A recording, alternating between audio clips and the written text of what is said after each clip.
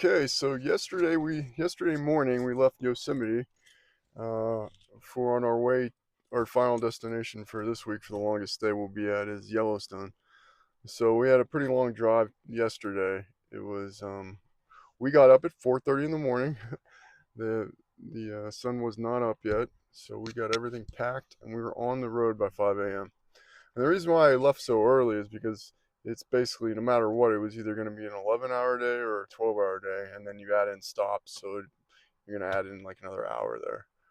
But we wanted to, I was looking at the map from navigation through my iPhone, and then also through my Jeep, and there's like one of two ways to do it. One, you could leave where I was at Yellowstone, go south, and then hit the major highways and end up going through like Sacramento and Reno, and that was probably the quickest way. Or you could go back through Yosemite and kind of make your way towards Reno, but then cut off and go to Cider City, I believe. Anyway, and then make your way through there. And it was a little bit longer, maybe like an extra hour, but I think it was worth it because in the morning, so we left camp at 5 a.m. To get to the Yosemite Valley. It takes about 45 minutes to an hour. So you were there right as like the day was starting, and there was like no traffic and everything else, which made me realize that I was kind of silly. I should have gotten up at least one day early, where I was at Yosemite, and just go into the park really early. That would have been cool because there was way less traffic, way less people, and it was a lot more peaceful, honestly. So anyway, yesterday was just a long day. It was tough for me and for Echo. We got out as much as we could, but yeah, I don't like driving that long, over 10 hours. 10 to 12 hours is tough. We're gonna have to do it one more time um, on the way back home, so we'll just make it work. But that'll be so just one more long day, and then another day it's gonna be like 8. But today we got 4 hours. But before we really head out on it, we're in Twin Falls, Idaho, in an RV park, and it's basically just that. It's an RV park. They're all basically pull-through sites. Very nice. Bathrooms are very clean. Showers are clean. First time I had a shower since I got to Yosemite, so it's been a while. I feel very clean and happy. Not that I was really that dirty anyway. But yeah, they're all pull-through sites. They have two places for dog parks. They have picnic table, electric, water, everything you can imagine. The only thing is, there's no shade. I mean, they have like new tree. This place has to be relatively new because they have the trees that they have planted are just basically brand new. I mean, it's going to be years before they have any shade here. You're pretty much out in the open, which is fine. I mean, this is just a one night over. We weren't staying here for an extended period of time, so it was perfect for us. But yeah, yesterday's drive was just just hard on us. But the first part of it, going through Yosemite and getting to see the other parts of the park that I didn't see on the when I was just bouncing around, because it's a huge park, you're not going to see everything. And then also the drive through California, Northern California, or I don't know if that's really Northern California, but going north of the park out through California into Nevada was beautiful. It was amazing because I think it was really close to Lake Tahoe. I mean, we saw signs for it and everything, so we went through that. And there's a major national forest. I just can't remember the name of it, but that was a great drive.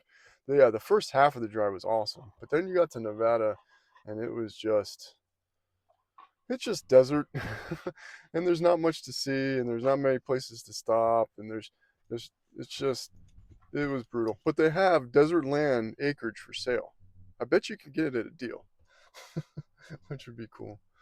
But yeah, anyway, so we got to the RV park in Twin Falls, Idaho here, and I was very happy to be here.